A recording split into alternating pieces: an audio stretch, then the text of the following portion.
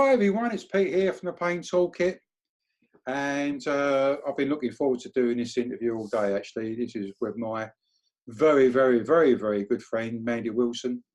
Hello. Oh, hang on a minute, I haven't finished introducing. I'm trying to clean up here. Now, well, you've probably seen already. I'm going to be talking tonight to Mandy Wilson, and Mandy is one of those extraordinaire people. Well, let me turn my email off here. What's going to go pinging and whatnot.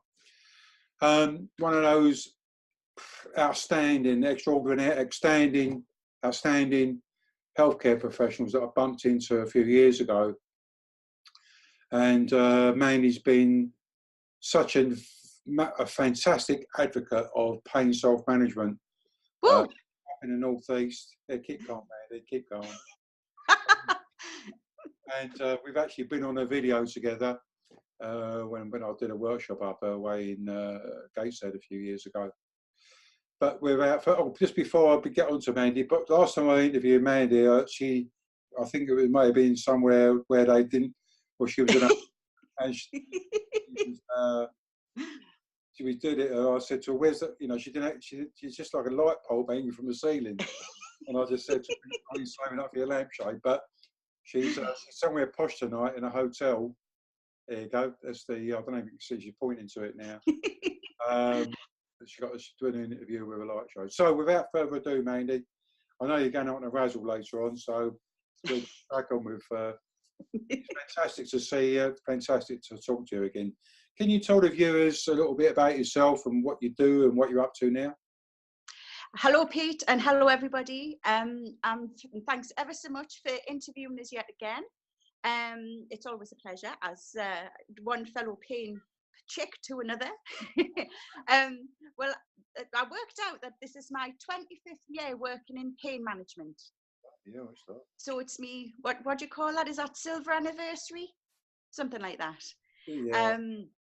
And I've just started a brand new job today, working with a company called In Health, who are all about promoting self-management and also getting people to understand their pain and helping them to move forward and find a better life. And it's all very much community based. So I'm very excited to have joined the team today, and I've had a great day, thankfully. So and yes, that's me. I think In Health, actually, they're one of the big suppliers. They love the Pain Toolkit, and they Definitely did another load of a few thousand copies, so it won't be a stranger to you. So no, not at all. I know you just shifted from your NHS job and whatnot, and you're working with these guys here, but can you briefly just sort of tell the viewers how pain self-management has changed in recent years? I mean, how it's where it's sort of very hospital-based, but now it's sort of moving out into the community more. Well, 10 years ago, everybody who came to a pain clinic was offered just a range of drugs, lots of opioids and injections. So things have moved on massively over the last 5 to 10 years. So now there's the big move to try and get people off morphine because they found out all of the side effects, the toxicity problems and everything associated with that. And please visit the Opioids Aware website. Just Google that and you'll get more information about that. Also, there's now a move to look at other ways around de-prescribing, but look at more social prescribing. So when I put a management plan together for somebody, it might be looking at reducing some of the medication, but kind of filling that gap with a stretch and exercise program, which usually you can access in the community. It might be using a wide range of non-pharmacological products.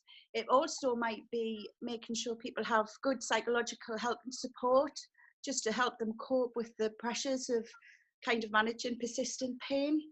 So things have changed incredibly. And I think people want to be more in control and want to find a better way of managing their pain without the toxicity, without feeling drugged up, and just to have a general better quality of life all around, really. Yeah, that's what I find in that people that email me or contact me in sort of various ways via social media, etc. I think they're looking for, they're fed up taking the pills, the treatments and all this other and life and whatnot. They want to, you know, I call it getting back in the driving seat, but they just don't know, where do I start, Pete? You know, and it's very difficult, because I think, you know, if we could replicate you and other people like that, you know, make sort of clones out of you, I think we could make, you know, some serious headway. But I think we've done, as you're the 5th interview I've actually done today, and I've been interviewing people from actually all around the world. A guy from Manchester, then I interviewed a lady from physiotherapist she's an Australian, but she lives in Shanghai in China. Oh, wow. Another one, then I come back to a nice young lady, Joanne from London. She's a movement, what does she do? She's a movement coach. She's very tuned into pain management. And the last one was a guy, Tony, over from Wisconsin and the US.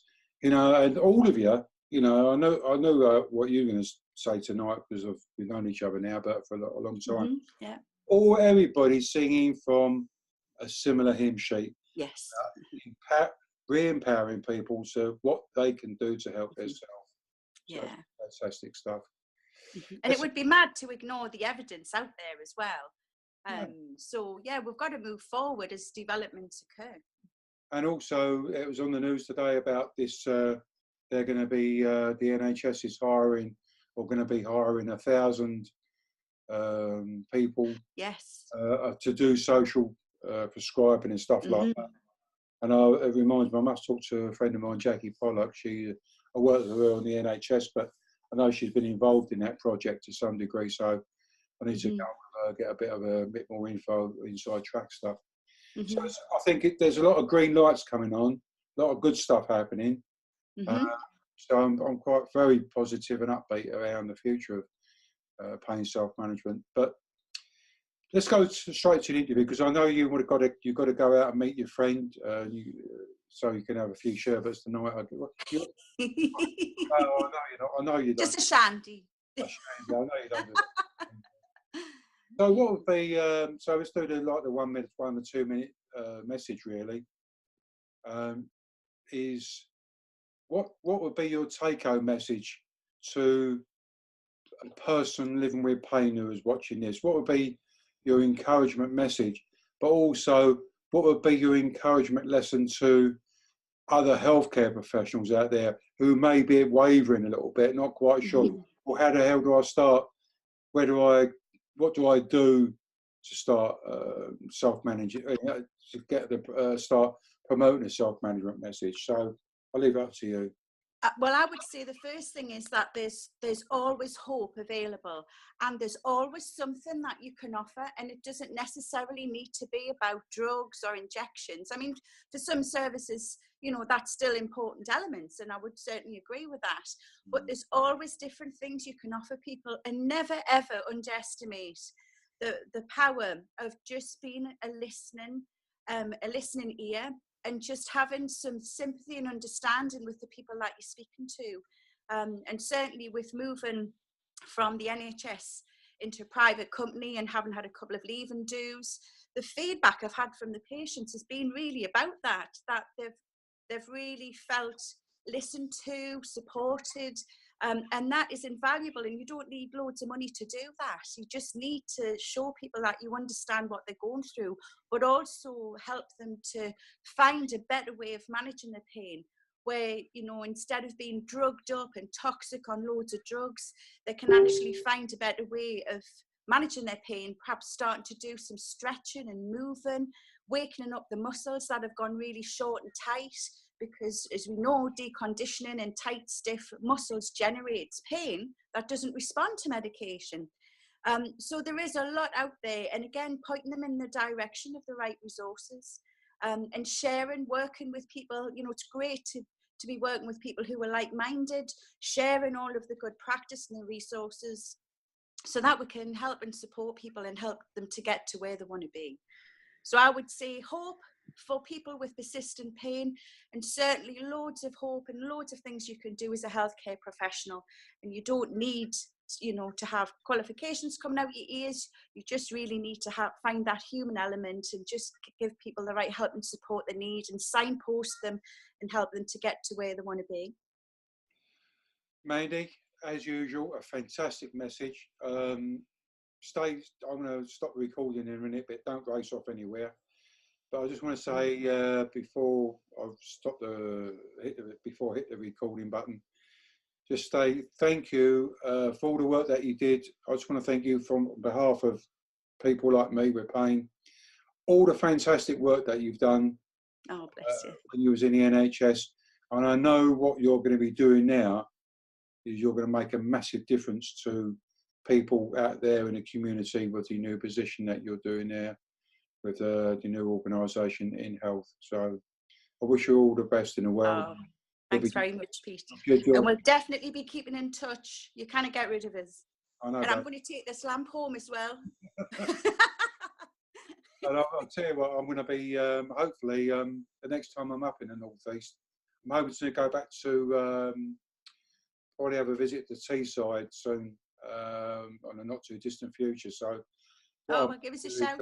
If you're around, well, we'll hook up, and I may take an extra train journey and come up and smash an evening meal with you or something. All right, babes. And I'll buy you a latte. All right. I think you get some cream for that, can't you? Anyway, I'm going to hit the stop button now, so don't go anywhere. So, okay. Thanks very much again. Cheerio, gang.